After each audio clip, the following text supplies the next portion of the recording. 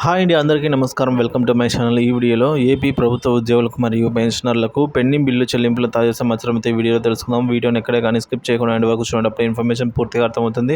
అలాగే వీడియోకి ఒక లైక్ కూడా ఫ్రెండ్స్. వీడియోలోకి అయితే వెళ్ళిపోదాము. ఫ్రెండ్స్, కొన్ని పెండింగ్ బిల్లులు అయితే జమ అవుతున్నాయండి. సో అవేంటో ఇప్పుడు ముందుగా తెలుసుకుందాము. ఇటీవల రిటైర్డ్ అయినటువంటి కొంతమంది ఉపాధ్యాయులకు గ్రాడ్యుటీ అమౌంట్ అయితే వారి యొక్క అకౌంట్లలో జమ అవుతున్నాయి. ఒకసారి చెక్ చేసుకోగలరండి.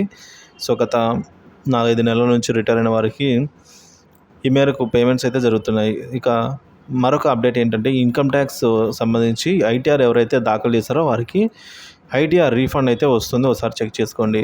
ఇక పెండింగ్ బిల్ల విషయానికి వచ్చినట్లయితే దాదాపుగా ఇప్పటివరకు ఏపీ రాష్ట్ర వ్యాప్తంగా ప్రభుత్వ ఉద్యోగులకు మరియు పెన్షనర్లకు 18,000 కోట్ల రూపాయల వరకు పెండింగ్ బిల్లు ఉన్నట్టుగా అంచనా అండి. సో వీటన్నిటిని చెల్లింపులు అయితే చేయాలి. ఇక హెల్త్ కార్డ్ ఇన్ఫర్మేషన్ అండి. సో ఈహెచ్ఎస్ పోర్టల్లో డీడీఓ లాగిన్లో మొబైల్ నెంబర్కి ఓటీపీ రాకుండా కాంటాక్ట్ అడ్మిన్ అని వస్తున్నవారు డీడీఓ డిక్లరేషన్ ఫామ్ను ఫిల్ చేసి సో ఈహెచ్ఎస్ వారికి ఈమెయిల్ ద్వారా పంపించవలసి అయితే ఉంటుంది. సో దీని ద్వారా ప్రాబ్లమ్ సాల్వ్ అవుతుంది. ఇకపోతే APGLI annual slips 2024-25 financial year నందు 4 నెలల అమౌంట్ వారి యొక్క అకౌంట్స్లో జమ చేయడం జరిగిందండి.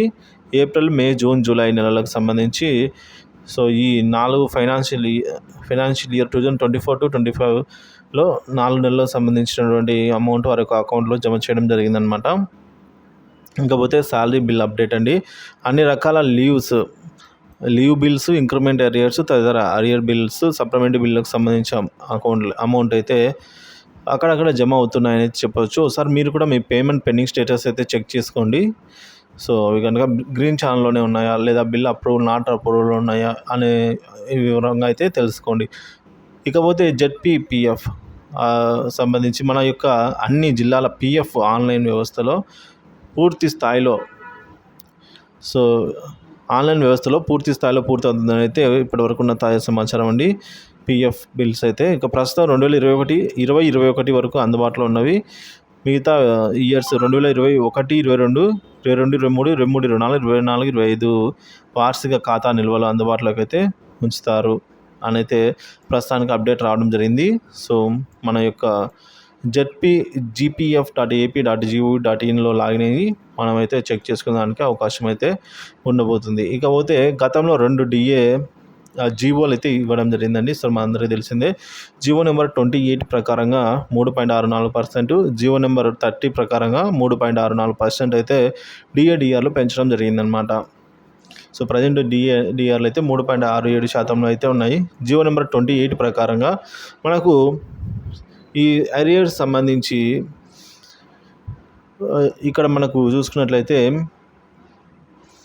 జనవరి 1, 2023 నుంచి సో 15 నెలల అరియర్స్ అయితే ఉన్నాయండి. 31 మార్చ్ 2020 వరకు అంటే 2024 వరకు అంటే ఇక్కడ మనకు 15 నెలల అరియర్స్ 3 సమాన వాయిదాల్లో ఉంటాయి. 5 నెలల అరియర్స్ ఆగస్టులో, మరొక 5 నెలల అరియర్స్ నవంబర్లో, మరొక 5 నెలల అరియర్స్ 2025 ఫిబ్రవరిలో అయితే 3 విడతల్లో ఇవ్వాలి. కానీ ఇంతవరకు పేమెంట్ జరగలేదు.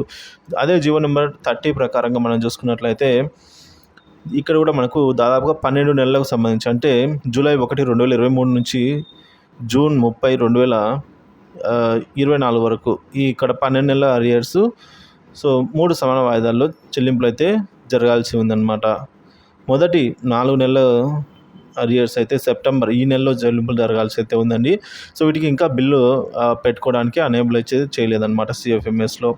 అలాగే డిసెంబర్లో మరొక 4 నెలలు సంబంధించిన అరియర్స్, మార్చి 2025లో మరొక 4 నెలల అరియర్స్ అయితే చెల్లింపులు జరగాల్సి అయితే ఉంది. సో ఇప్పటివరకు మొత్తంగా ఉన్నటువంటి పెండింగ్ బిల్ల లిస్ట్ ఒకసారి చూసుకున్నట్లయితే DA arrears, DR arrears, surrender leaves, ELs, TA, పెన్షనర్స్కు జీవో నెంబర్ 106 ప్రకారంగా 11 PRC అరియర్స్, అలాగే పెన్షన్లు రిటైర్ అయినప్పుడు రావాల్సిన amount, medical reimbursement bills, GIS, ABGLI, gratuity so తదితర బిల్స్ అన్నీ కూడా మనకు పేమెంట్ జరగాల్సి అయితే ఉంది. వీటిలో కొన్ని బిల్లు స్టిల్ ఇంకా గ్రీన్ ఛానల్లోనే ఉన్నాయండి. సో అవి అయితే బిల్లులో కదలిక రావాల్సి ఉంది.